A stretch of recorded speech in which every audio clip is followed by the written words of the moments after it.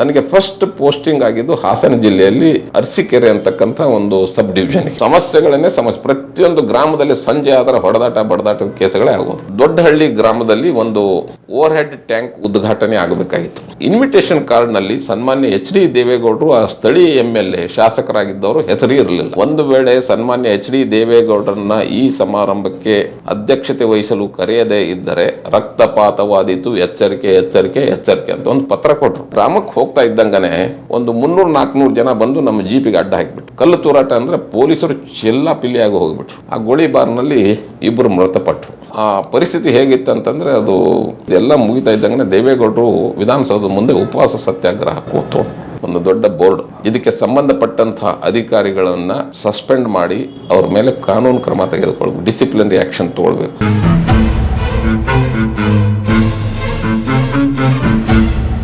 ನಾನು 1980ರಲ್ಲಿ ಜನವರಿ 21ರಂದು ಈಗಿನ ಒಂದು ಕರ್ನಾಟಕ ಪೊಲೀಸ್ ಅಕಾಡೆಮಿ ಅಂತ ಏನಿದೆ, ಅವಾಗ ಅದಕ್ಕೆ ಪೊಲೀಸ್ ಟ್ರೈನಿಂಗ್ ಕಾಲೇಜ್ PTC ಅಂತ ಕರಿತಾ ಇದ್ರು, ಮೈಸೂರಿನಲ್ಲಿದೆ ಅದು. ಸೊ ನಾನು ಅಲ್ಲಿ ಹೋಗಿ ಸೇರಿಕೊಂಡೆ ಜನವರಿ 21, 1980ರಲ್ಲಿ.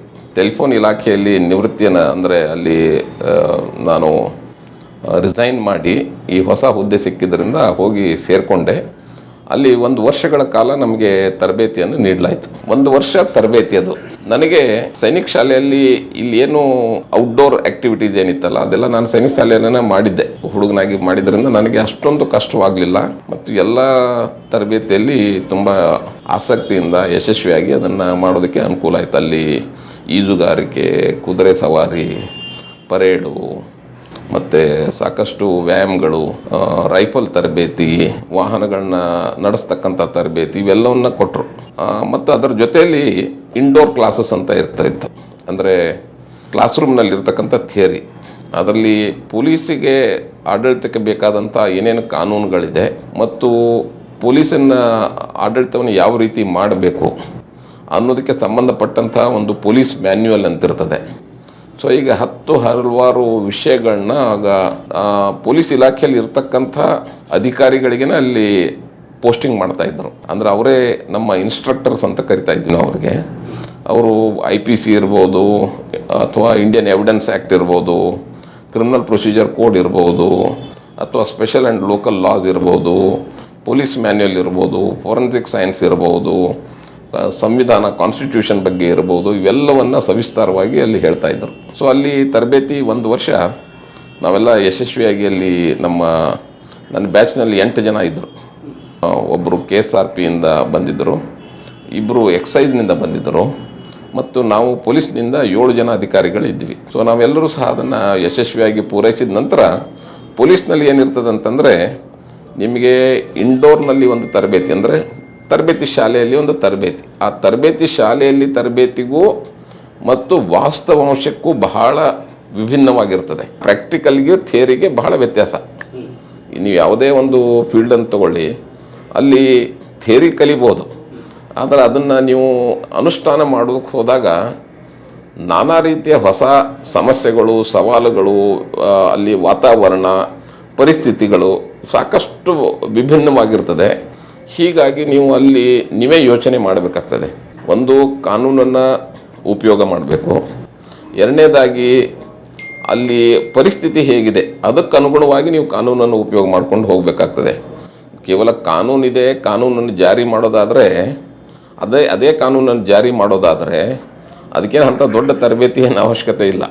ಬಟ್ ಸಮಾಜ ಯಾವ ರೀತಿ ಇದೆ, ವ್ಯವಸ್ಥೆ ಯಾವ ರೀತಿ ಇದೆ, ಸಂದರ್ಭಗಳು ಹೇಗಿದೆ, ಅವೆಲ್ಲವನ್ನು ಪರಿಶೀಲನೆ ಮಾಡಿ ನಾವು ಯಾವ ರೀತಿಯಲ್ಲಿ ಕಾನೂನನ್ನು ಅಲ್ಲಿ ಉಪಯೋಗ ಮಾಡ್ಕೊಳ್ಬೇಕು ಅಂತ ಅದು ತರಬೇತಿಯನ್ನು ನಮಗೆ ಫೀಲ್ಡ್ನಲ್ಲಿ ಕೊಡ್ತಾರೆ. ಅದು 1 ವರ್ಷ ನಡೀತದೆ. ಅಂದರೆ ನಾವು ಪೊಲೀಸ್ ಡಿಪಾರ್ಟ್ಮೆಂಟ್ ಲೋಯೆಸ್ಟ್ ಪೋಸ್ಟ್ನಿಂದ, ಅಂದರೆ ಪೊಲೀಸ್ ಕಾನ್ಸ್ಟೇಬಲ್ ಏನೇನು ಕರ್ತವ್ಯಗಳನ್ನು ಮಾಡ್ತಾನೆ ಆ ಕರ್ತವ್ಯಗಳನ್ನು ನಮಗೆ ಮಾಡಿಸೋದಕ್ಕೆ ಹಚ್ತಾರೆ. ನೀವು ಬೀಟ್ ಡ್ಯೂಟಿಗೆ ಹೋಗಬೇಕು, ಸೈಕಲ್ ಮೇಲೆ ಹಳ್ಳಿಗೆ ಸುತ್ತಾಡಬೇಕು, ಹಳ್ಳಿಯಲ್ಲಿ ಹೋಗಿ ವಾಸ್ತವ್ಯ ಮಾಡಬೇಕು, ಅಲ್ಲಿ ಹಳ್ಳಿಯಲ್ಲಿ ಏನೇನು ನಡೆದಂಥ ಘಟನೆಗಳ ಬಗ್ಗೆ ನೀವು ಪರಿಶೀಲನೆ ಮಾಡಿಕೊಂಡು ಬಂದು ವರದಿಯನ್ನು ಸಬ್ ಇನ್ಸ್ಪೆಕ್ಟರ್ಗೆ ಕೊಡಬೇಕು. ಸೊ ಅದು ಒಂದು ಕಾಲ, ಅದಕ್ಕೊಂದು 15 ತಿಂಗಳ ಟೈಮ್ ಕೊಟ್ಟಿರ್ತಾರೆ. ಕಾನ್ಸ್ಟೇಬಲ್ಸ್ ಟ್ರೈನಿಂಗ್ ಅಂತ. DYSP ಲೆವೆಲ್ದವ್ರಿಗೆ ಅದನ್ನ ತರಬೇತಿ ಇದೆ. ಅದು ಪ್ರಾಕ್ಟಿಕಲ್ ತರಬೇತಿ, ಅದೇ ಪ್ರಾಕ್ಟಿಕಲ್ ತರಬೇತಿ. ಅಂದರೆ ನೀವು ಯಾರ ಮೇಲೆ ಮೇಲ್ವಿಚಾರಣೆ ಮಾಡ್ತಾ ಇದ್ದೀರಿ, ಅವ್ರ ಕೆಲಸ ಏನು ಅನ್ನೋದು ನಮಗೆ ಗೊತ್ತಿರಬೇಕು. ಅದು ಗೊತ್ತಿಲ್ಲ ಅಂತಂದರೆ ಮೇಲ್ವಿಚಾರಣೆಯನ್ನು ಸರಿಯಾಗಿ ಮಾಡೋದಕ್ಕೆ ಸಾಧ್ಯವಾಗಲ್ಲ. ಬರೀ ನಾವು ಮೇಲಿಂದ ಬಂದು ಕೂತ್ಕೊಂಡು ಆದೇಶಗಳನ್ನ ಮಾಡೋದು, ಆ ಆದೇಶವನ್ನು ಪಾಲನೆ ಮಾಡೋದಾಗಲಿ, ಆದೇಶಗಳನ್ನ ಜಾರಿ ಮಾಡೋದ್ರಲ್ಲಿ ಇರ್ತಕ್ಕಂಥ ಸಮಸ್ಯೆಗಳನ್ನ ಅರ್ಥ ಮಾಡಿಕೊಳ್ಳೋ ಸಲುವಾಗಿ ಆ ಹುದ್ದೆಯಲ್ಲಿ ಕೆಲಸ ಮಾಡಬೇಕು. ಒಂದು ಉದಾಹರಣೆಗೆ ಒಂದು ಫ್ಯಾಕ್ಟ್ರಿ ಇದೆ ಅಂತಂದರೆ ದೊಡ್ಡ ದೊಡ್ಡ ಟಾಟಾ ಬಿರ್ಲಾನ್ ಮಕ್ಕಳೆಲ್ಲ ಹೋಗಿ ಶಾಪ್ ಫ್ಲೋರ್ನಲ್ಲಿ ಮೊದಲು ಕೆಲಸ ಮಾಡ್ತಾರೆ, ಮಷಿನ್ ಆಪರೇಟರ್ಸ್ ಆಗಿ. ಮಷಿನ್ ಆಪರೇಟರ್ಸ್ ಆಗಿ ಕೆಲಸ ಮಾಡ್ತಾರೆ. ಅಲ್ಲಿರ್ತಕ್ಕಂಥದ್ದಲ್ಲಿ ಏನು ಕೆಲಸಗಳಿದೆ ಅನ್ನೋದನ್ನು ಅರ್ಥ ಮಾಡ್ಕೊಳ್ಬೇಕಾಗ್ತದೆ. ಒಂದು ಹೋಟೆಲ್ ಉದ್ದಿಮೆ ಇದೆ ಅಂತಂದರೆ ಹೋಟೆಲ್ ಮಾಲೀಕನ ಮಗ ಅವನು ಹೋಗಿ ಕಿಚನ್ನಲ್ಲಿ ಕೆಲಸ ಮಾಡಬೇಕು, ಅಲ್ಲಿ ಅದು ಕೌಂಟರ್ನಲ್ಲಿ ಕೂತ್ಕೊಳ್ಬೇಕು, ವಾಷಿಂಗ್ ಅದೆಲ್ಲ ಅವನು ತಾನೇ ಹೋಗಿ ಅಲ್ಲಿ ಕೆಲಸ ಮಾಡಬೇಕು. ಕೆಲಸ ಮಾಡಿದಾಗ ಮಾತ್ರ ಅವನಿಗೆ ಗೊತ್ತಾಗ್ತದೆ. ಇಲ್ಲ ಅಂತಂದರೆ ಅವನು ಯಶಸ್ವಿಯಾದಂಥ ಒಬ್ಬ ಲೀಡರ್ ಆಗೋದಕ್ಕೆ ಸಾಧ್ಯವಾಗಲ್ಲ. ಈಗ ಎಷ್ಟೋ ಜನ ನಾವು ರಾಜಕೀಯದಲ್ಲಿ ನೋಡ್ತಾ ಇದೀವಲ್ಲ, ಕೆಳ ಹಂತದಿಂದ ಬಂದಿರ್ತಾರೆ ಅವರೆಲ್ಲ. ಯಾಕಂದ್ರೆ ಅವರಿಗೆ ನಿಜವಾದ ಫೀಲ್ಡ್ ಸಿಚುವೇಶನ್ ಏನಿದೆ, ಸಮಸ್ಯೆಗಳೇನಿದೆ ಅದರ ಅರಿವು ಚೆನ್ನಾಗಿರ್ತದೆ. ಮೇಲಿನಿಂದ ಯಾರು ಬಂದಿರ್ತಾರೆ ಅವರು ಯಾವಾಗಲೂ ಮುಖಂಡತ್ವದಲ್ಲಿ ಯಶಸ್ವಿ ಆಗಲ್ಲ. ಅದೇ ರೀತಿ ಹಿಂದೆ ರಾಜಮನೆತನಗಳಲ್ಲಿ ಕೂಡ ಮಕ್ಕಳನ್ನೆಲ್ಲ ತೆಗೆದು ಗುರುಕುಲಕ್ಕೆ ಕಳಿಸಿ ಅಲ್ಲಿ ಎಲ್ಲ ಮಕ್ಕಳ ಜೊತೆಯಲ್ಲಿ ಅವ್ರನ್ನ ಬೆರೆಸಿ ಅಲ್ಲಿ ಅವರಿಗೆ ತರಬೇತಿಗಳನ್ನ ಕೊಡಿಸಿ ಅವ್ರನ್ನ ಸದೃಢರನ್ನಾಗಿ ಮಾಡ್ತಾಯಿದ್ರು. ಅದೇ ಒಂದು ಸಿದ್ಧಾಂತವನ್ನು ಇಟ್ಟುಕೊಂಡೇ ಪೊಲೀಸ್ ಇಲಾಖೆಯಲ್ಲಿಯೂ ಕೂಡ ಮತ್ತು ಬೇರೆ ಸರ್ಕಾರಿ ಎಲ್ಲ ಇಲಾಖೆಗಳು, ರೆವಿನ್ಯೂ ಇರ್ಬೋದು, ಬೇರೆ ಎಲ್ಲ ಇಲಾಖೆಗಳು, ಲೋಯೆಸ್ಟ್ ಪೋಸ್ಟ್ನಿಂದ ಹೈಯೆಸ್ಟ್ ಪೋಸ್ಟ್ವರೆಗೆ ಏನೇನು ಜವಾಬ್ದಾರಿಗಳೇ ಅದನ್ನು ಆ್ಯಕ್ಚುಲಿ ಮಾಡಿ ತೋರಿಸ್ಬೇಕು. ಅಂದರೆ ನಾವು ಕಾನ್ಸ್ಟೇಬಲ್ ಹುದ್ದೆಯಲ್ಲಿ ಕೆಲಸ ಮಾಡಬೇಕು, ಸಬ್ ಇನ್ಸ್ಪೆಕ್ಟರ್ ಹುದ್ದೆಯಲ್ಲಿ ಕೆಲಸ ಮಾಡಬೇಕು, ಇನ್ಸ್ಪೆಕ್ಟರ್ ಹುದ್ದೆಯಲ್ಲಿಯೂ ಕೂಡ ಕೆಲಸ ಮಾಡಬೇಕು. ಅದೇ ರೀತಿ ರಿಸರ್ವ್ ಪೊಲೀಸ್ನಲ್ಲೂ ಕೂಡ ಕೆಲಸ ಮಾಡಬೇಕು. ಸೊ ಇದನ್ನು ಮಾಡೋದ್ರಿಂದ ಒಂದು ಓವರಾಲ್ ಪಿಕ್ಚರ್ ನಮಗೆ ಗೊತ್ತಾಗ್ತದೆ. ಇದು ತರಬೇತಿ, ಅದಕ್ಕೆ ಪ್ರೊಬೇಷನರಿ ಪೀರಿಯಡ್ ಅಂತ ಕರೀತಾರೆ. ಸೊ ಆ ಪ್ರೊಬೇಷನರಿ ಪೀರಿಯಡನ್ನು ನೀವು ಯಶಸ್ವಿಯಾಗಿ ಪೂರೈಸಿದ ನಂತರ ಮಾತ್ರ ನಿಮ್ಮನ್ನು ಒಂದು ಉಪವಿಭಾಗಕ್ಕೆ ಉಪವಿಭಾಗಾಧಿಕಾರಿ ಅಂತ ನೇಮಕ ಮಾಡ್ತಾರೆ. ಸೊ ನನ್ನ ಒಂದು 1981ನಲ್ಲಿ ನಂದು ಪ್ರಾಕ್ಟಿಕಲ್ ತರಬೇತಿ ಆಯಿತು, ಪ್ರೊಬೇಷನರಿ. ನನಗೆ ಬೀದರ್ ಜಿಲ್ಲೆಗೆ ಕೊಟ್ಟರು. ನಾನು ಅಲ್ಲಿವರೆಗೆ ಬೀದರ್ ಅಂತ ಒಂದು ಜಿಲ್ಲೆಗೆ ಹೋಗಿರಲೇ ಇಲ್ಲ. ಅತಿ ಹೆಚ್ಚು ಅಂತಂದ್ರೆ ನಾನು ಕಲಬುರಗಿವರೆಗೆ ಹೋಗಿದ್ದೆ. ಅದರ ಬೀದರ್ಗೆ ಹಾಕಿದ್ದಾರೆ ಅಂತ ಗೊತ್ತಾದ ಮೇಲೆ ಒಂದು ರೀತಿ ಏನಪ್ಪ ಅಷ್ಟೊಂದು ದೂರ ಹೋಗಬೇಕು ಅಂತಕ್ಕಂಥ ಒಂದು ಭಾವನೆ ಬಂದರೂ ಸಹ ಅನಿವಾರ್ಯ ಅದು ಪರಿಸ್ಥಿತಿ. ಯಾಕಂದ್ರೆ ನಿಮ್ಗೆ ಆರ್ಡರ್ ಆಗಿದೆ ನೀವು ಅಲ್ಲಿ ಹೋಗಬೇಕು ಅಂತ ಹೇಳಿ. ಸೊ ಅಲ್ಲಿ ಹೋಗಿ ನಾನು ಸೇರಿಕೊಂಡೆ. ಅಲ್ಲಿ 1 ವರ್ಷಗಳ ಕಾಲ ನಾನಲ್ಲಿ ಬೇರೆ ಬೇರೆ ಹಂತದಲ್ಲಿ ಕೆಲಸವನ್ನು ಮಾಡ್ತಾ ಬಂದೆ. ಕೆಲಸ ಏನನ್ನೋದು ನಾನು ತಿಳ್ಕೊಂಡೆ. ಅವಾಗ ಅಲ್ಲಿರ್ತಕ್ಕಂಥ ನಮ್ಮ ಮೇಲಾಧಿಕಾರಿಗಳು ನಮ್ಮನ್ನು ಗೌರವದಿಂದ ಕಂಡರೂ ಸಹ ನಮ್ಮ ಮೇಲೆ ಒತ್ತಡ ಹಾಕಿ ಕೆಲಸ ಮಾಡ್ಸೋಕೆ ಹಚ್ತಾ ಇದ್ದರು. ಸುಮ್ಮನೆ ಬಿಡ್ತು, ಯಾಕಂದರೆ ಕಲಿಬೇಕು. ಯಾಕಂದರೆ ಅಲ್ಲಿ ನೀವು DYSP ಅಂಥೇಳಿ ನೀವು ಮೆರೆದಾಡೋ ಹಾಗಿಲ್ಲ. ಕಾನ್ಸ್ಟೇಬಲ್ ಹುದ್ದೆಯಲ್ಲಿ ರೈಫಲ್ ಹಿಡ್ಕೊಂಡು ಪೊಲೀಸ್ ಸ್ಟೇಷನ್ ಮುಂದೆ ಸೆಂಟ್ರಿ ಡ್ಯೂಟಿ ಮಾಡಬೇಕು. ಪ್ರೊಬೇಷನರಿಗೆ ಸೆಂಟ್ರಿ ಡ್ಯೂಟಿಗೆ ಮಾಡಬೇಕಾಗ್ತದೆ.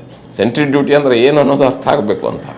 ಮಳೆ ಚಳಿ ನಿಂತ್ಕೋಬೇಕು. ಹೌದು, ನೀವು ಕೂತ್ಕೊಂಡು ಎಲ್ಲಿ ಏನಾದರೂ ಘಟನೆ ನಡೆದಂಥ ಸ್ಥಳಕ್ಕೆ ಹೋಗಿ ಸಬ್ ಇನ್ಸ್ಪೆಕ್ಟರ್ ನಿಮ್ಮನ್ನು ಕರ್ಕೊಂಡು ಹೋಗ್ತಾರೆ. ನಿಮ್ಮ ಕಡೆಯಿಂದ ಪಂಚನಾಮೆಯನ್ನು ಬರೆಸೋದಕ್ಕೆ ಹಚ್ತಾರೆ. ಪಂಚನಾಮೆ ಅಂದರೆ ಏನೋ ಒಂದು ನಡೆದಂಥ ಒಂದು ಘಟನೆ ಸ್ಥಳದ ಬಗ್ಗೆ ವಿವರವನ್ನು ಇಬ್ಬರು ಸಾಕ್ಷಿಗಳ ಮುಂದೆ ನೀವು ಒಂದು ಪಂಚನಾಮೆಯನ್ನು ಬರೀಬೇಕು. ಈ ರೀತಿ ಆಮೇಲೆ ಪೊಲೀಸ್ ಠಾಣೆಗೆ ಬಂದು ಕೇಸ್ ಡೈರಿ ಅಂತ ಇರ್ತದೆ. ನೀವು ಮಾಡಿದಂಥ ಕೆಲಸಗಳ ಬಗ್ಗೆ ಅದರಲ್ಲಿ ನೀವು ಕೇಸ್ ಡೈರಿಯಲ್ಲಿ ಎಲ್ಲ ಟಿಪ್ಪಣಿಗಳನ್ನ ಮಾಡಬೇಕು. ಸೊ ಆದ ಕಾರಣ ಎಲ್ಲವನ್ನೂ ನಾವು ಲಿಖಿತವಾಗಿ ಮಾಡಬೇಕಾಗ್ತದೆ. ಕೆಲಸ ಮಾಡಿದ ತಕ್ಷಣ ಏನು ಕೆಲಸ ಮಾಡಿದ್ದೀವಿ ಅನ್ನೋದನ್ನು ನಾವು ಬರವಣಿಗೆಯಲ್ಲಿ ಮಾಡಬೇಕಾಗ್ತದೆ. ಇದನ್ನು ಈ ಡೈರಿಯನ್ನು ನಮ್ಮ ಮೇಲಾಧಿಕಾರಿಗಳು ಪರಿಶೀಲನೆ ಮಾಡ್ತಾ ಇರ್ತಾರೆ.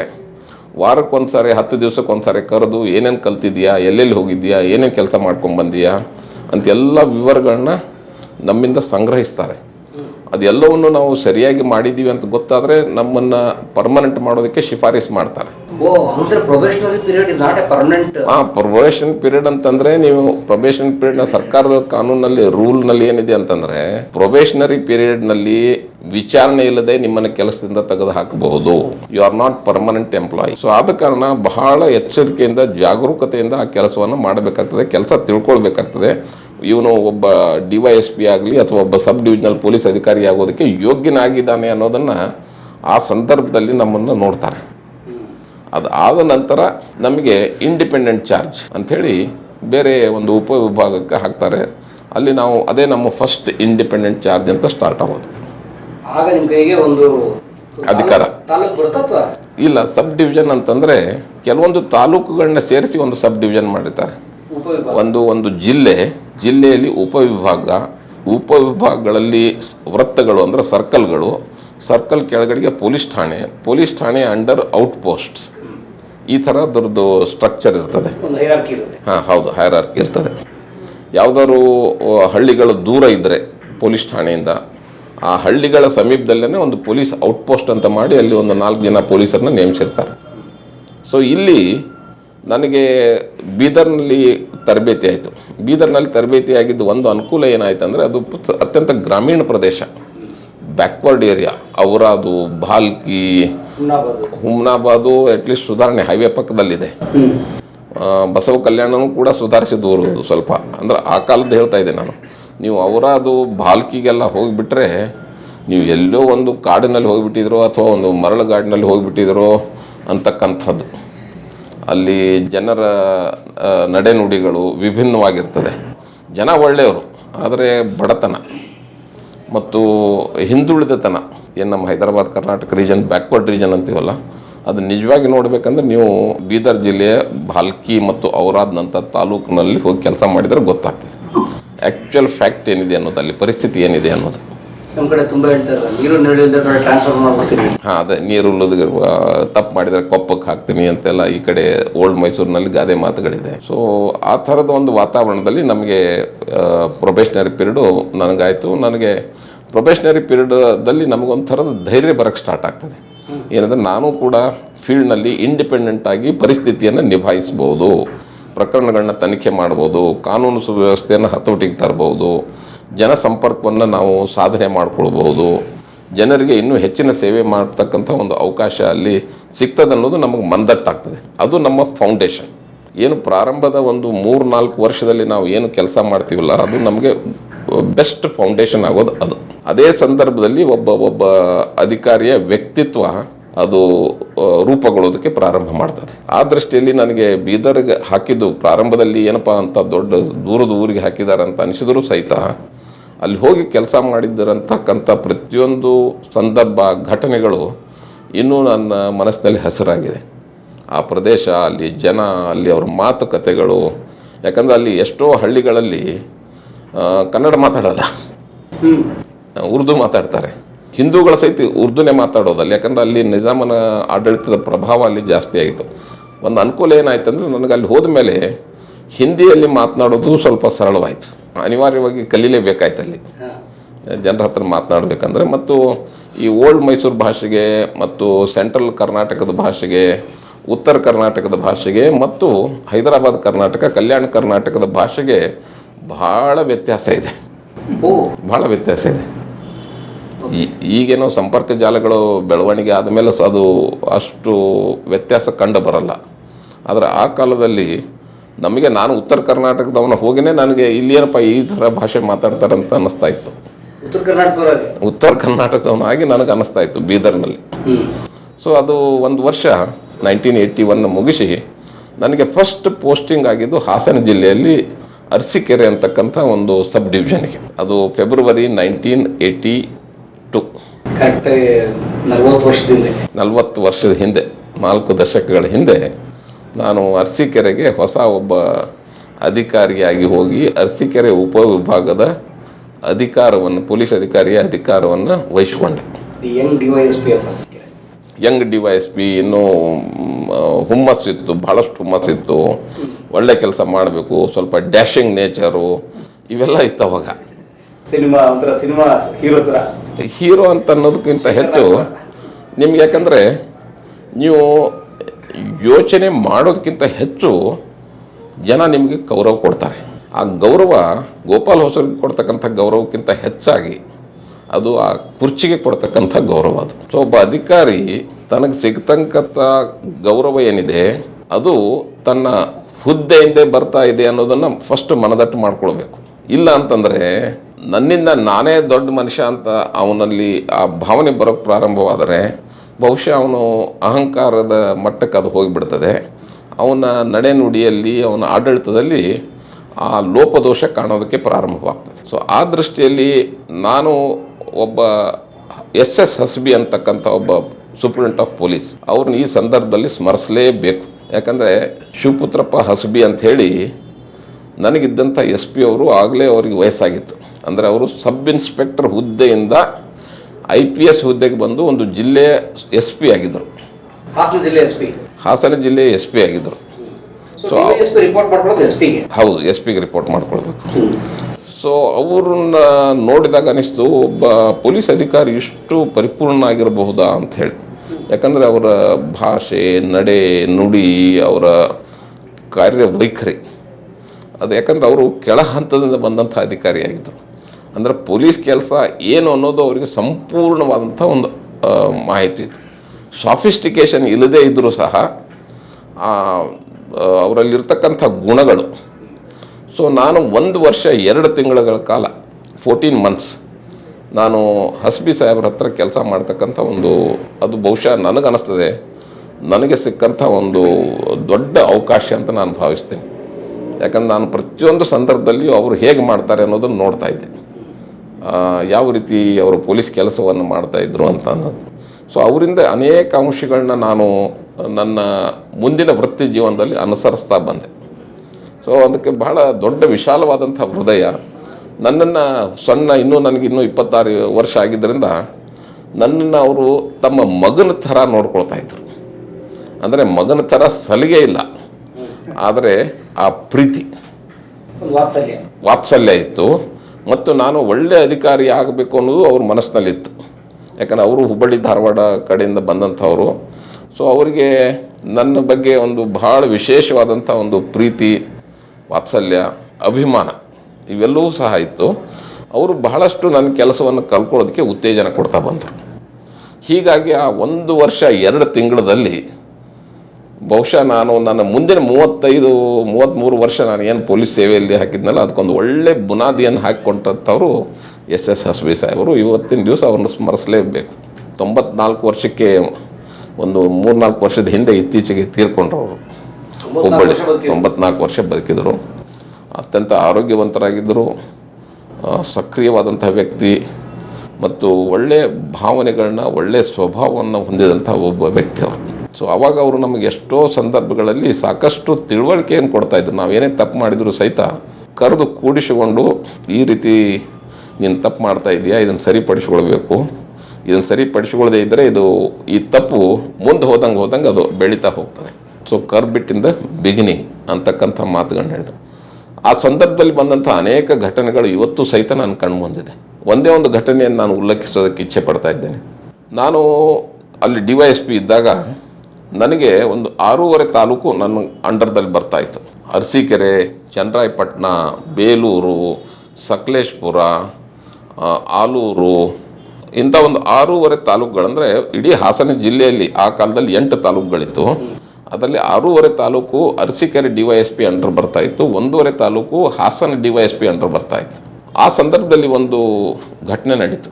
ಅದು ನನ್ನ ಸರ್ವಿಸ್ ಪ್ರಾರಂಭದಲ್ಲೇ ನಾನು ಎದುರಿಸಿದಂಥ ಅತ್ಯಂತ ಮಹತ್ವದ ಘಟನೆ ಅಂತ ನನಗನ್ನಿಸ್ತಾ ಇದೆ. 1982ರಲ್ಲಿ ದೊಡ್ಡಹಳ್ಳಿ, ಹೊಳೆ ನರಸೀಪುರ ತಾಲೂಕಿನ ದೊಡ್ಡಹಳ್ಳಿ ಗ್ರಾಮದಲ್ಲಿ, ಆವಾಗ ಸನ್ಮಾನ್ಯ ದೇವೇಗೌಡರು MLA ಆಗಿದ್ದರು, ಹೊಳೆ ನರಸೀಪುರದ MLA. ಶ್ರೀಕಂಠಯ್ಯನವರು ಗುಂಡೂರಾವ್ ಸರ್ಕಾರದಲ್ಲಿ ಮಂತ್ರಿಯಾಗಿದ್ದರು. ಮತ್ತು ಆ ಇಡೀ ಜಿಲ್ಲೆ ಲಾ ಆ್ಯಂಡ್ ಆರ್ಡರ್ಸ್ ದೃಷ್ಟಿಯಿಂದ ಬಹಳ ಕಠಿಣವಾದಂಥ ಜಿಲ್ಲೆ. ಬರೀ ಹೊಡೆದಾಟಗಳು, ಬಡದಾಟಗಳು ಆಗೋದು, ಸಮಸ್ಯೆಗಳನ್ನೇ ಪ್ರತಿಯೊಂದು ಗ್ರಾಮದಲ್ಲಿ ಸಂಜೆ ಆದರೆ ಬಡದಾಟದ ಕೇಸುಗಳೇ ಆಗೋದು. ಗುಂಪುಗಾರಿಕೆ ಅಂದರೆ ಫ್ಯಾಕ್ಷನಲಿಸಮ್, 2 ಗುಂಪುಗಳು, ಒಂದೊಂದು ಹಳ್ಳಿಯಲ್ಲಿ 2 ಗುಂಪುಗಳು. ಅದು ಜಾತಿ ಆಧಾರದ ಮೇಲೆ ಇರ್ಬೋದು, ರಾಜಕೀಯವಾಗಿರ್ಬೋದು. ಪೊಲಿಟಿಕಲಿ ಮೋಸ್ಟ್ ಸೆನ್ಸಿಟಿವ್ ಡಿಸ್ಟ್ರಿಕ್ಟ್ ನಾನು ಪ್ರಾರಂಭದಲ್ಲಿ ಹೋದೆ, ಅದು ಹಾಸನ ಜಿಲ್ಲೆ. ಅಲ್ಲಿ ಸೆಪ್ಟೆಂಬರ್ 23, 1982ನೇ ತಾರೀಕಿನ ಇಸ್ವಿಯಲ್ಲಿ ದೊಡ್ಡಹಳ್ಳಿ ಗ್ರಾಮದಲ್ಲಿ ಒಂದು ಓವರ್ ಹೆಡ್ ಟ್ಯಾಂಕ್ ಉದ್ಘಾಟನೆ ಆಗಬೇಕಾಗಿತ್ತು. ಅಂದರೆ ರೂರಲ್ ವಾಟರ್ ಸಪ್ಲೈ ಸ್ಕೀಮ್ನಲ್ಲಿ ಒಂದು 10-15 ಲಕ್ಷ ರೂಪಾಯಿ ಖರ್ಚು ಮಾಡಿ ದೊಡ್ಡಹಳ್ಳಿ ಅಂತ ಗ್ರಾಮದಲ್ಲಿ ಒಂದು ಓವರ್ ಹೆಡ್ ಟ್ಯಾಂಕ್ ಅದನ್ನು ನಿರ್ಮಾಣ ಮಾಡಿದ್ರು. ಅದರ ಉದ್ಘಾಟನೆ ಆಗಬೇಕಾಗಿತ್ತು. ಆ ಉದ್ಘಾಟನೆಯ ಒಂದು ಇನ್ವಿಟೇಷನ್ ಕಾರ್ಡ್ ಪ್ರಿಂಟ್ ಆಯಿತು. ಆ ಇನ್ವಿಟೇಷನ್ ಕಾರ್ಡ್ನಲ್ಲಿ ಸನ್ಮಾನ್ಯ ಮಂತ್ರಿಗಳಾದಂಥ HC ಶ್ರೀಕಂಠಯ್ಯನವರು ಇದನ್ನು ಉದ್ಘಾಟನೆ ಮಾಡುತ್ತಾರೆ, ಎಲ್ಲರಿಗೂ ಆಮಂತ್ರಣ ಅಂತ ಇತ್ತು. ಆ ಇನ್ವಿಟೇಷನ್ ಕಾರ್ಡ್ನಲ್ಲಿ ಸನ್ಮಾನ್ಯ ಎಚ್ ಡಿ ದೇವೇಗೌಡರು ಆ ಸ್ಥಳೀಯ MLA ಶಾಸಕರಾಗಿದ್ದವರು ಹೆಸರು ಇರಲಿಲ್ಲ. ಅದಕ್ಕೆ ದೇವೇಗೌಡರ ಫಾಲೋವರ್ಸ್ ಬೆಂಬಲಿಗರು ಅವರು ದೊಡ್ಡಹಳ್ಳಿ ಗ್ರಾಮದಿಂದ ಸುಮಾರು 200-300 ಜನ ಹಾಸನವರೆಗೆ ಬಂದು ಜಿಲ್ಲಾಧಿಕಾರಿಯ ಮುಂದೆ ಮತ್ತು ಅಲ್ಲಿಯ ಪೊಲೀಸ್ ವರಿಷ್ಠಾಧಿಕಾರಿಗಳ ಮುಂದೆ ಕಚೇರಿಗೆ ಬಂದು ಪ್ರತಿಭಟನೆ ಮಾಡಿದರು. ಪ್ರತಿಭಟನೆ ಅಷ್ಟೇ ಅಲ್ಲ, ಎಚ್ಚರಿಕೆಯನ್ನು ಸಹ ಕೊಟ್ಟರು.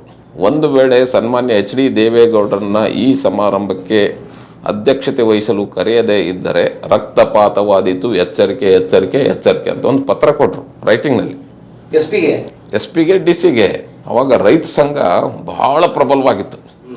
ಕರ್ನಾಟಕ ರಾಜ್ಯ ರೈತ ಸಂಘ ಅಂಥೇಳಿ ಅದರದ್ದು ಸಂಪೂರ್ಣವಾದಂಥ ಇದನ್ನು ಸಮಸ್ಯೆಯನ್ನು ಎದುರಿಸಿದಂಥ ಸಂದರ್ಭ ಅದು 1981-82 ಎರಡು ಪೀರಿಯಡ್ನಲ್ಲಿ.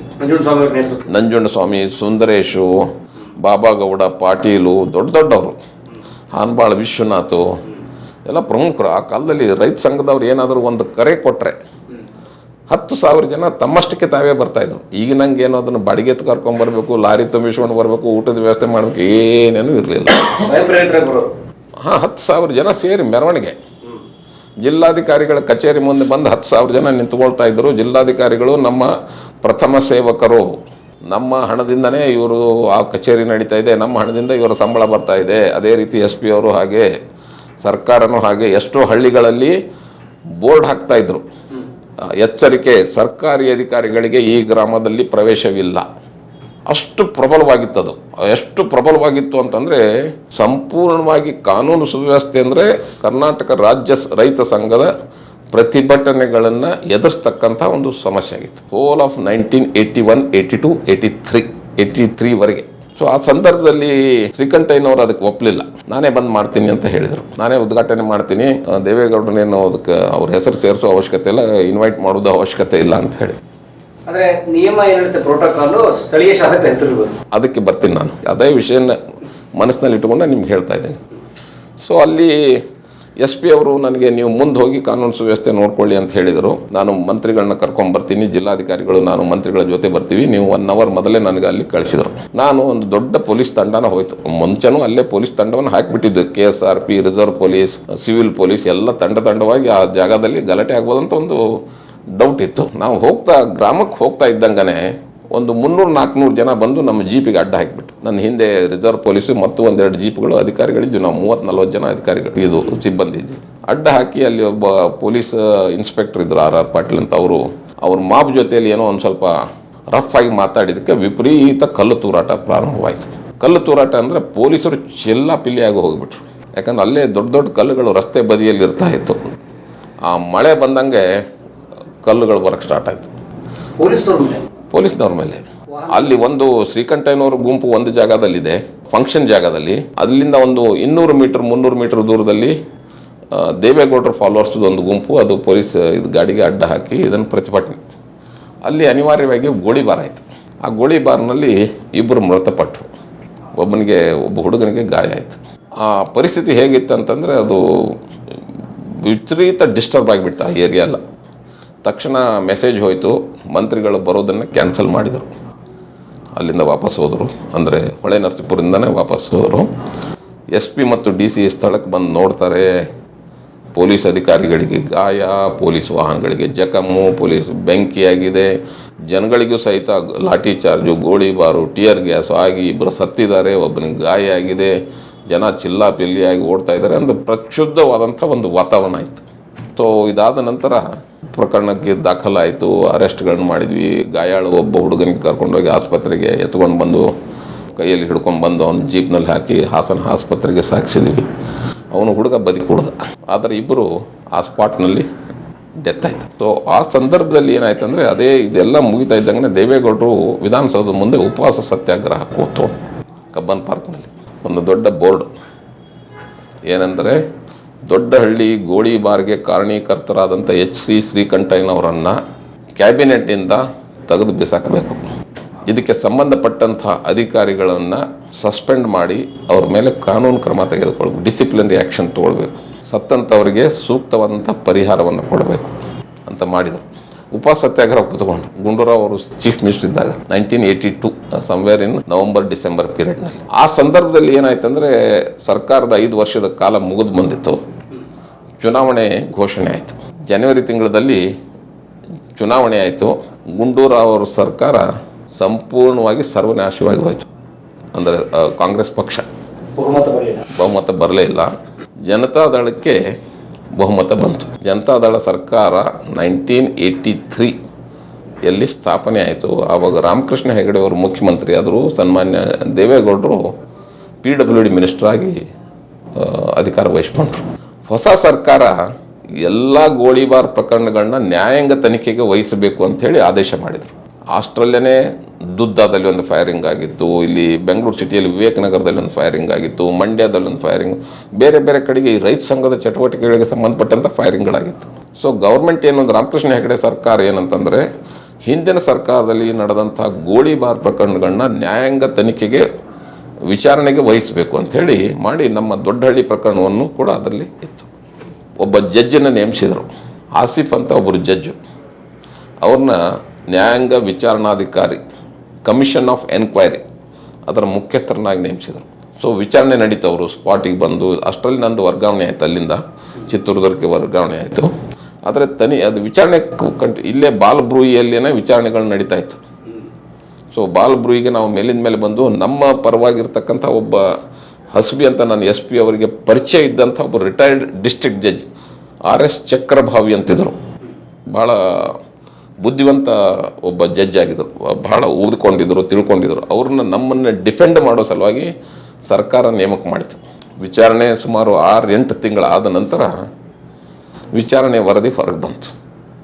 ಅಲ್ಲಿವರೆಗೆ ನಮಗೇನಾಗ್ತದಪ್ಪ ನಮ್ಮ ಪರಿಸ್ಥಿತಿ ಅಂತಕ್ಕಂಥ ಒಂದು ಆತಂಕ ಸದಾಕಾಲ ನಮ್ಮ ಮನಸ್ಸಿನಲ್ಲಿ ಇರ್ತಾಯಿತ್ತು. ಒಂದು ವೇಳೆ ಏನಾದರೂ ಇದು ಗೋಳಿಬಾರು ಅನಾವಶ್ಯಕ, ಇದು ಪೊಲೀಸ್ ಎಕ್ಸೆಸ್ ಅತಿರೇಕ ಅಂತ ಏನಾದರೂ ಮಾಡಿದರೆ ಅದು ನನ್ನ ಪೂರ್ತಿ ಕರಿಯರ್ನ ಅಥವಾ ನಮ್ಮ ಪೊಲೀಸ್ ಅಧಿಕಾರಿಗಳ ಕರಿಯರ್ನ ಪೂರ್ತಿ ಚೇಂಜ್ ಮಾಡಿ ಹಾಕ್ತಾಯಿತ್ತು. ಆದರೆ ಸುದೈವದಿಂದ ಆ ಎನ್ಕ್ವೈರಿ ರಿಪೋರ್ಟ್ನಲ್ಲಿ ಅವ್ರು ಬರೆದರು ಏನಂತಂದರೆ, ಒಬ್ಬ ಯಂಗ್ ಆಫೀಸರ್ ಅತ್ಯಂತ ತಾಳ್ಮೆಯಿಂದ ವರ್ತಿಸಿ ಅತ್ಯಂತ ಕಡಿಮೆ ಬಲಪ್ರಯೋಗ ಮಾಡಿದ್ರಿಂದ ಪರಿಸ್ಥಿತಿ ಹತೋಟಿಗೆ ಬಂತು. ಒಂದು ವೇಳೆ ಅವರು ಅದನ್ನು ಬಲಪ್ರಯೋಗ ಮಾಡದೇ ಇದ್ದರೆ ಪರಿಸ್ಥಿತಿ ಇನ್ನೂ ಗಂಭೀರವಾಗಿ ಇನ್ನೂ ಹೆಚ್ಚಿನ ಪ್ರಮಾಣದಲ್ಲಿ ಸಾವು ನೋವುಗಳು ಮತ್ತು ಸಾರ್ವಜನಿಕ ಆಸ್ತಿಗೆ ಹಾನಿ ಆಗ್ತಾ ಇತ್ತು ಅಂಥೇಳಿ ನಮ್ಮ ಗೋಳಿಬಾರನ್ನ ಅವರು ಸಮರ್ಥಿಸಿ ಬರೆದರು. ಅದರ ಜೊತೆಗೆ ಬಹಳ ಒಂದು ಮಹತ್ವದ ವಿಷಯವನ್ನು ಅವರು ಸರ್ಕಾರಕ್ಕೆ ಶಿಫಾರಸು ಮಾಡಿದರು. ಏನು ಶಿಫಾರಸು ಅಂದರೆ ಅದು ಇವತ್ತಿನವರೆಗೆ ಜಾರಿಯಲ್ಲಿದೆ. ಸರ್ಕಾರ ಒಂದು ಗೌರ್ಮೆಂಟ್ ಆರ್ಡರ್ನ ತೆಗೆಯಬೇಕು. ಇನ್ನು ಮುಂದೆ ಯಾವುದೇ ಸರ್ಕಾರಿ ಕಾರ್ಯಕ್ರಮಗಳಾದರೂ ಸಹ ಆ ಸ್ಥಳೀಯ ಶಾಸಕನಿಗೆ ಆ ಸಮಾರಂಭದ ಅಧ್ಯಕ್ಷತೆಯ ಪಟ್ಟವನ್ನು ಕಟ್ಟಬೇಕು. ಅವನು ಯಾವುದೇ ಪಕ್ಷದವನಿರ್ಬೋದು. ಈ BJP ಸರ್ಕಾರ ಇದ್ದಾಗ ಏನಾದರೂ ಕಾಂಗ್ರೆಸ್ ಏರಿಯಾದಲ್ಲಿ, ಕಾಂಗ್ರೆಸ್ MLA ಇದ್ದ ಏರಿಯಾದಲ್ಲಿ ಏನೋ ಕಾರ್ಯಕ್ರಮ ಮಾಡಬೇಕು ಅಂದರೆ ಆ ಕಾಂಗ್ರೆಸ್ MLAನ ಕಾರ್ಯಕ್ರಮದ ಅಧ್ಯಕ್ಷತೆಯನ್ನು ಮಾಡಬೇಕು. ಆ ರೀತಿಯೇ ಪ್ರಿಂಟ್ ಮಾಡಬೇಕು ಮತ್ತು ಅವರಿಗೆ ಅಧ್ಯಕ್ಷ ಸ್ಥಾನ ಕೊಡಬೇಕು ಅಂತ ಒಂದು ನಿಯಮವೇ ಬದಲಾವಣೆ, ನಿಯಮನ ಬದಲಾವಣೆ ಆಯಿತು. ಸೊ ಅದು ನಿಯಮ ನೀವು ಕೇಳ್ತಾ ಇದ್ದಲ್ಲ ನಿಯಮ ಹೇಗೆ ಅಂತ. ಆ ನಿಯಮ 1983 ಸೃಷ್ಟಿಯಾಗಿತ್ತು, ಜಿಯೋ. ಅದು ಇನ್ನೂವರೆಗೆ ಇವತ್ತಿಗೂ ಸಹಿತ ಏನಾದರೂ ದೊಡ್ಡ ಸಮಾರಂಭ ಬೆಂಗಳೂರಿನಲ್ಲಿ ನಡೆದರೆ ಸ್ಥಳೀಯ ಶಾಸಕನ ಹೆಸರನ್ನು ಕಡ್ಡಾಯವಾಗಿ ಅಧ್ಯಕ್ಷತೆ ಸ್ಥಾನದಲ್ಲಿ ಬರಲೇಬೇಕು. ಅವ್ರು ಬರ್ತಾರೋ ಬಿಡ್ತಾರೋ ಅದು ಬೇರೆ ಮಾತು. So that became rule for all future government functions. ರಾಜ್ಯ ಸರ್ಕಾರದ ಕಾರ್ಯಕ್ರಮಗಳಿಗೆ. ಸೊ ಇವತ್ತಿಗೂ ಸಹಿತ ಅದು ಇನ್ನೂ ಜಾರಿಯಲ್ಲಿದೆ. ಸೊ ಟ್ಯಾಂಕ್ ಏನಾಯ್ತು ಸರ್? ಅದು ಟ್ಯಾಂಕ್ ಉದ್ಘಾಟನೆ ಆಯಿತು, ಜನ ನೀರು ಉಪಯೋಗ ಮಾಡ್ತಾ ಇದ್ದಾರೆ. ಇವೆಲ್ಲ ನಾನು ಹೇಳೋದು ಈ ರಾಜಕೀಯ ಗುದ್ದಾಟದಲ್ಲಿ ಹೇಗೆ ಅಮಾಯಕರು ತೊಂದರೆ ಈಡಾಗ್ತಾರೆ ಅನ್ನೋದು ಒಂದು. ಇವರಿಬ್ಬರು ಮುತ್ಸದಿಗಳು, ಅವರೇನು ಸಣ್ಣ ಲೀಡರ್ಸ್ ಅಲ್ಲ, ಏನಲ್ಲ, ಬಹಳ ವರ್ಷ ಸಾರ್ವಜನಿಕ ಜೀವನದ ಅನುಭವ ಇದ್ದಂಥವ್ರು. ಶ್ರೀಕಂಠಯ್ಯನವರು ಹೇಳ್ಬೋದಾಗಿತ್ತು, ಆಯಿತು ದೇವೇಗೌಡರು ಬರಲಿ, ನಮ್ಮ ಜಿಲ್ಲೆ, ನಮ್ಮ ಇದು ಕಾನ್ಸ್ಟಿಟ್ಯೂನ್ಸಿ ಅಂತ. ದೇವೇಗೌಡರ ಫಾಲೋವರ್ಸು ಸಹ ಬಹುಶಃ ದೇವೇಗೌಡರನ್ನ ಅವರು ಅದರಲ್ಲಿ ಉತ್ತೇಜನ ಕೊಟ್ಟಿದ್ದೋ ಇಲ್ಲ ಗೊತ್ತಿಲ್ಲ. ನನಗನ್ನಿಸ್ತದೆ ಅವರೇನು ಈ ಥರ ಪ್ರೊಟೆಸ್ಟ್ ಮಾಡಿರಿ ಅಂತ ಹೇಳಿರ್ಲಿಕ್ಕಿಲ್ಲ. ಬಟ್ ಅಲ್ಲಿ ಎಮೋಷ್ನಲ್ ಆಗಿ ಅವರೇನು ಲಾ ಆ್ಯಂಡ್ ಆರ್ಡರ್ ಸಿಚುವೇಶನ್ ಸೃಷ್ಟಿ ಮಾಡಿದ್ರಲ್ಲ, ಅದು ತಪ್ಪಾಗಿತ್ತು. ಸೊ ಇಂಥ ಒಂದು ಸಂದಿಗ್ಧ ಪರಿಸ್ಥಿತಿಯಲ್ಲಿ ಪೊಲೀಸ್ ಅಧಿಕಾರಿಗಳು ಯಾವಾಗಲೂ ಕೆಲಸ ಮಾಡಬೇಕಾಗ್ತದೆ. ಲೈಫ್ ರಿಸ್ಕ್ ಅನ್ನೋದಕ್ಕಿಂತ ಹೆಚ್ಚು ನೀವು ಡಿಸಿಷನ್ ತಗೊಳ್ಳೋದ್ರಲ್ಲಿ ಬಹಳ ರಿಸ್ಕ್ ಇದೆ. ಲೈಫ್ ರಿಸ್ಕ್ ಏನೋ ಇರ್ತದೆ, ಕಾನೂನು ಸುವ್ಯವಸ್ಥೆ ಆಗ್ಬೋದು, ಅಥವಾ ನೀವು ಕ್ರೈಮ್ ಇನ್ವೆಸ್ಟಿಗೇಷನ್ ಮಾಡತಕ್ಕಂಥ ಸಂದರ್ಭಗಳಲ್ಲಿ ಲೈಫ್ ರಿಸ್ಕ್ ಖಂಡಿತವಾಗಿರ್ತದೆ. ಯಾಕಂದ್ರೆ ನೀವು ಡೀಲ್ ಮಾಡ್ತಕ್ಕಂಥವ್ರು ಆ್ಯಂಟಿ ಸೋಷಿಯಲ್ ಎಲಿಮೆಂಟ್ಸು, ಕಾನೂನು ಸುವ್ಯವಸ್ಥೆಯನ್ನು ಮುರಿಯೋರು ಮತ್ತು ಹಿಂಸಾಕೃತ್ಯಗಳನ್ನ ಮಾಡ್ತಕ್ಕಂಥವ್ರ ಜೊತೆಯಲ್ಲೇ ನಾವು ಡೀಲ್ ಮಾಡಬೇಕಾಗ್ತದೆ. ಅದಕ್ಕಿಂತ ಇಂಪಾರ್ಟೆಂಟು ನಾವು ಏನು ಡಿಸಿಷನ್ ತೊಗೊಳ್ತೀವಲ್ಲ, ಆ ಡಿಸಿಷನ್ ತೊಗೊಳೋದಕ್ಕೆ ನಮ್ಮ ಹತ್ರ ಸಮಯ ಇರಲ್ಲ. ಯಾಕಂದರೆ ಪರಿಸ್ಥಿತಿಗಳು ಯಾವ ರೀತಿಯಲ್ಲಿ ಉದ್ಭವವಾಗ್ತದೆ ಅನ್ನೋದನ್ನು ಹೇಳೋದು ಕಷ್ಟ. ಒಂದೇ ಉದಾಹರಣೆ ಕೊಡ್ತೀನಿ ನಿಮಗೆ. ಒಂದು ಆಟೋ ರಿಕ್ಷಾ ಹೋಗ್ತಾ ಇದೆ. ಒಂದು ಆಟೋ ರಿಕ್ಷಾ ಒಂದು ಮಗುವಿಗೆ ಒಂದು ಆಕ್ಸಿಡೆಂಟ್ ಆಗ್ತದೆ. ಆ ಮಗು ಒಂದು ಜಾತಿಗೆ ಸೇರಿದರೆ, ಆಟೋ ರಿಕ್ಷಾ ಡ್ರೈವರು ಬೇರೆ ಜಾತಿಗೆ ಸೇರಿದರೆ, it will become a communal riot. ಆ ಕಮ್ಯುನಲ್ ರೈಟ್ ಆ ಪ್ರದೇಶಕ್ಕೆ ಮಾತ್ರವಲ್ಲ, ಅದು ಊರಿಗೆಲ್ಲ ಹಬ್ಬಿಬಿಡ್ತದೆ. ಸೊ ಆ ಸಂದರ್ಭದಲ್ಲಿ how do you react as a police officer? ಯಾಕಂದ್ರೆ you are the first responder. First ಮಾಹಿತಿ ನಿಮಗೆ ಬರೋದು, ಫಸ್ಟ್ ನೀವೇ ಸ್ಪಾಟಿಗೆ ಹೋಗೋದು. ಆ ಸ್ಪಾಟಿಗೆ ಹೋದಾಗ ನೀವು ಯಾವ ರೀತಿ ಸಾರ್ವಜನಿಕರ ಜೊತೆಯಲ್ಲಿ ವರ್ತನೆ ಮಾಡ್ತೀರಿ ಅದನ್ನು ಜನ ನೋಡ್ತಾ ಇರ್ತಾರೆ. ಅಂದರೆ ಪೊಲೀಸ್ ಆಫೀಸರ್ ಏನು ಡಿಸಿಷನ್ ತಗೊಳ್ತಕ್ಕಂಥ ಸಮಯ ಇರಲ್ಲ, ಆದರೆ ಅದರ ಬಗ್ಗೆ ವಿಶ್ಲೇಷಣೆ ಬೇಕಾದಷ್ಟು ಬರ್ತದೆ. ಮಾಧ್ಯಮಗಳಲ್ಲಿ ಬರ್ತದೆ, ನ್ಯಾಯಾಲಯದಲ್ಲಿ ಬರ್ತದೆ, ಅನೇಕ ಏನು ಸರ್ಕಾರಿಯೇತರ ಸಂಸ್ಥೆಗಳಿಂದ ಪೊಲೀಸ್ ಕೆಲಸದ ವಿಶ್ಲೇಷಣೆ ಆಗ್ತದೆ. ಅವರು ನಂತರ ಹೇಳ್ತಾರೆ ಇದು ತಪ್ಪು ಅಂತ. ಬಟ್ ಒಬ್ಬ ಪೊಲೀಸ್ ಅಧಿಕಾರಿ ಸ್ಪಾಟಿಗೆ ಹೋದಾಗ ಆ ಸಂದರ್ಭದಲ್ಲಿ ಅವನು ಏನದು ಡಿಸಿಷನ್ ತೊಗೊಳ್ತಾನೆ ಅದು ಬಹಳ ಮಹತ್ವದ್ದಾಗ್ತದೆ. ಸೊ ಹೀಗಾಗಿ ಪೊಲೀಸ್ ಕೆಲಸ ಇದು walking on A razors edge ಅಂತ ನೋಡಿ. Walking on A razors edge, ಕತ್ತೆ ಇದರ ಮೇಲೆ ನಡಿಗೆ. ಮಾಡಿದರೆ ತಪ್ಪು, ಮಾಡದೇ ಇದ್ರೆ ತಪ್ಪು, ಇವೆರಡು ಈ ಸಂದಿಗ್ಧ ಪರಿಸ್ಥಿತಿಯಲ್ಲಿ ಕೆಲಸ ಸದಾಕಾಲ ಮಾಡಬೇಕಾಗ್ತದೆ. ಅಲ್ಲ, ಒಂದು ನಿಮಿಷ, ಆ ಟ್ಯಾಂಕ್ ದೇವೇಗೌಡರು ಉದ್ಘಾಟಿಸಿದ್ರೆ ಶ್ರೀಕಂಠ ಅದು ಮುಂದೆ ಏನಾಯ್ತು ನನಗೂ ಗೊತ್ತಿಲ್ಲ. ಕರೆಕ್ಟ್, ನೀವು ಹೇಳಿದ ಪಾಯಿಂಟ್ ಕರೆಕ್ಟ್. ಯಾರಿಗೆ? ಅಲ್ಲಲ್ಲ ನನಗೆ ಆ್ಯಕ್ಚುಲಿ ನೀವು ಹೇಳಿದ ಪಾಯಿಂಟ್ ನೋಡಿ ನನಗೆ ಗೊತ್ತಿಲ್ಲ. ಅದು ಮುಂದೆ ಏನಾಯ್ತು ಅದು ಉದ್ಘಾಟನೆ. ಟ್ಯಾಂಕ್ ಅನ್ಕ ಇದೆ ಊರಿನಲ್ಲಿ, ನೀರಲ್ಲಿಂದ ಬರ್ತಾ ಇದೆ. ಅದು ಉದ್ಘಾಟನೆ ಯಾವ ರೀತಿ ಆಯಿತು ಅಂತ. ಗೋಲಿಬಾರ್ ಆದೇಶ ಪರಿಸ್ಥಿತಿ ಕೈ ಮೀರೋಯ್ತು. ಸ್ಥಳದಲ್ಲಿ SP ಇನ್ನೂ ಬಂದಿರಲಿಲ್ಲ, ನೀವಿದ್ರಿ ಅಥವಾ ನಿಮ್ಮ ಸಬಾರ್ಡಿನೇಟ್ಸ್ ಇರ್ತಾರೆ. ಸೊ ಗೋಲಿಬಾರ್ ಆದೇಶ ನೀವು ಕೊಡ್ತೀರಾ ಅಥವಾ SP ಕೊಡ್ತಾರಾ? ಇದು ಕಾನೂನಿನಲ್ಲಿ ಏನಿದೆ ಅಂತಂದರೆ ರೈಟ್ ಆಫ್ ಸೆಲ್ಫ್ ಡಿಫೆನ್ಸ್, ಅದು ಪ್ರತಿಯೊಬ್ಬ ನಾಗರಿಕನಿಗೂ ಸಹ ಇದೆ, ಪೊಲೀಸ್ ಅಧಿಕಾರಿಗಳಿಗೂ ಸಹ ಇದೆ. ನಿಮ್ಮ ಪ್ರಾಣವನ್ನು ಅಥವಾ ಬೇರೆಯವರ ಪ್ರಾಣವನ್ನು ರಕ್ಷಣೆ ಮಾಡೋದಕ್ಕೋಸ್ಕರ ನೀವು ಬಲ ಪ್ರಯೋಗ ಮಾಡಬಹುದು. You can use force to protect your life, protect the life of somebody else. ಅವ್ರ ಲೈಫ್ ಡೇಂಜರ್ನಲ್ಲಿದ್ದರೆ ನೀವು ಅದನ್ನು ಸ್ಟಾಪ್ ಮಾಡೋ ಸಲುವಾಗಿ ನೀವು ಫೋರ್ಸನ್ನು ಯೂಸ್ ಮಾಡ್ಬೋದು. ಅದು ಲಾಠಿ ಚಾರ್ಜರ್ ಮಾಡ್ಬೋದು, ಟಿಯರ್ ಗ್ಯಾಸರ ಹೊಡಿಬೋದು, ಅಥವಾ ಫೈರಿಂಗರೇ ಮಾಡ್ಬೋದು, ಏನಾದರೂ ಮಾಡ್ಬೋದು. ಅಥವಾ ಸಾರ್ವಜನಿಕ ಆಸ್ತಿಗೆ ಹಾನಿಯಾಗ್ತಕ್ಕಂಥ ಒಂದು ಸಂದರ್ಭ, ಅಂದರೆ ಅಪಾರವಾದಂಥ ಒಂದು ಪ್ರಪೋರ್ಷನ್ನಲ್ಲಿ ಬೆಂಕಿ ಹಚ್ತಾ ಇದ್ರ ಮನೆಗಳಿಗೆ, ಅಲ್ಲಿ ಪ್ರಾಣ ಹಾನಿಯಾಗೋ ಸಂದರ್ಭವೂ ಇದೆ, ಪ್ಲಸ್ ಆಸ್ತಿ ಹಾನಿಯಾಗೋ ಸಾರ್ವಜನಿಕ ಸ್ವತ್ತುಗಳಿಗೆ ಬೆಂಕಿ ಹತ್ತಕ್ಕಂಥ ಅಂಥ ಸಂದರ್ಭಗಳಲ್ಲಿ ಸ್ಥಳದಲ್ಲಿರ್ತಕ್ಕಂಥ ಅಧಿಕಾರಿ, ಕಾನ್ಸ್ಟೇಬಲರ್ ಆಗಿರ್ಬೋದು, SP ಆಗಿರ್ಬೋದು, he can take decision to use force. ಅದನ್ನು ಅವನು ಜಸ್ಟಿಫೈ ಮಾಡಬೇಕಾಗ್ತದೆ. ಇದು ಸಂದರ್ಭ ಹಿಂಗಿತ್ತು, ಆದ ಕಾರಣ ನಾನು ಇಂಥ ಒಂದು ಬಲ ಪ್ರಯೋಗವನ್ನು ಮಾಡಿದ್ದೀನಿ ಅಂತ. ಬಟ್ ರೂಲ್ಸ್ ಆ್ಯಂಡ್ ಪ್ರೊಸೀಜರ್ಸ್ನಲ್ಲಿ ಏನು ಮಾಡಿದ್ದಾರೆ ಅಂತಂದರೆ, ಮ್ಯಾಜಿಸ್ಟ್ರೇಟ್ ಇಂಥ ಒಂದು ಗಂಭೀರ ಘೋರವಾದಂಥ ಪರಿಸ್ಥಿತಿ ಇದ್ದಾಗ ಮ್ಯಾಜಿಸ್ಟ್ರೇಟ್ ಅಂದರೆ ತಹಶೀಲ್ದಾರ್ ಆಗಲಿ, ಅಸಿಸ್ಟೆಂಟ್ ಕಮಿಷನರ್ ಆಗಲಿ, DC ಆಗಲಿ, ಅವರು ಸ್ಥಳಕ್ಕೆ ಬರಬೇಕು. ಅವರು ತೀರ್ಮಾನವನ್ನು ತೆಗೆದುಕೊಳ್ಬಹುದು. ಆದರೆ ಅವರು ಸ್ಥಳಕ್ಕೆ ಅಷ್ಟು ಬೇಗ ಬರ್ತಾರಾ? ಎಲ್ಲೋ ಒಂದು ಊರಿನಲ್ಲಿ ಇರ್ತಾರೆ. ಅವ್ರಿಗೆ ಮಾಹಿತಿ ಸಿಕ್ಕು ಅಲ್ಲಿಗೆ ಸ್ಪಾಟಿಗೆ ಬರೋದಕ್ಕೂ ಗ್ರಾಮಾಂತರ ಪ್ರದೇಶದಲ್ಲಿ ಅಥವಾ ಇಲ್ಲಿ ಟ್ರಾಫಿಕ್ ಜಾಮ್ಗಳಲ್ಲಿ ಸಾಕಷ್ಟು ಸಮಯ ಹಿಡಿತದೆ. ಸೊ ಅಲ್ಲಿವರೆಗೆ ನಾವು ಪೊಲೀಸ್ ಅಧಿಕಾರಿಗಳು ಕಣ್ಮುಚ್ಚಿ ಕೂತ್ಕೊಳ್ಳೋಕ್ಕಾಗಲ್ಲ. ಅದನ್ನು ನಿಲ್ಲಿಸಲೇಬೇಕು, ಪರಿಸ್ಥಿತಿಯನ್ನು ಹತೋಟಿಗೆ ತರಲೇಬೇಕು. ಆವಾಗ ನೀವು ವರ್ಸ್ಟ್ ಸಿಚುವೇಶನ್ ಅಂತಂದರೆ ಗೋಲಿಬಾರ್, ಲಾಸ್ಟ್ ರಿಸಾರ್ಟ್.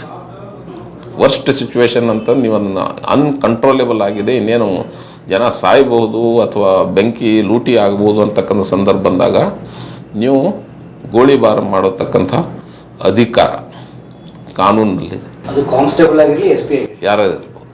ನಾನು ಹೇಳೋದು ಒಬ್ಬ ನಾಗರಿಕ ಸಹಿತ. ಸಪೋಸ್ ನಾನು ಒಬ್ಬ ನಾಗರಿಕ, ನನ್ನ ಮನೆಗೆ ದರೋಡೆ ಮಾಡೋದಕ್ಕೆ ಸಶಸ್ತ್ರವಾದಂಥ ದರೋಡೆಕೋರು ಬಂದಿದ್ದಾರೆ, ನನ್ನ ಹತ್ರ ಶೂಟ್ ಮಾಡ್ತಾ ಇದ್ದಾರೆ ಅಂತಂದಾಗ ನಾನು ವಾಪಸ್ ಶೂಟ್ ಮಾಡ್ಬೋದು, ಅವ್ರಿಗೆ ಶೂಟ್ ಮಾಡಿ ಸಾಯಿಸ್ಬೋದು. ಸೊ ಅದಕ್ಕೆ ರೈಟ್ ಆಫ್ ಸೆಲ್ಫ್ ಡಿಫೆನ್ಸ್, ನಿಮ್ಮ ಸ್ವಂತ ಜೀವವನ್ನು ರಕ್ಷಣೆ ಮಾಡೋಕ್ಕೋಸ್ಕರ ನೀವು ಅದಕ್ಕೆ ಅನುಗುಣವಾದಂಥ, ಅಂದರೆ ಸುಮ್ಮನೆ ಯಾರೋ ಒಂದು ಕೈನಿಂದ ಹೊಡ್ಯಕ್ಕೆ ಬಂದವನಿಗೆ ನಾನು ಸಾಯ್ಸಕ್ಕೆ ಬಂದ ಅಂಥೇಳಿ ನೀವು ಅವನಿಗೆ ಇದನ್ನು ಮಾಡೋಕ್ಕಾಗಲ್ಲ, ಶೂಟ್ ಮಾಡೋಕ್ಕಾಗಲ್ಲ. ನೀವು ಅದನ್ನು ನಿಲ್ಲಿಸ್ಬೋದು. ಅದಕ್ಕೆ ಎಷ್ಟು ಪ್ರಪೋರ್ಷನೇಟ್ ಫೋರ್ಸ್ ಅದನ್ನು ಯೂಸ್ ಮಾಡಬೇಕಾಗ್ತದೆ.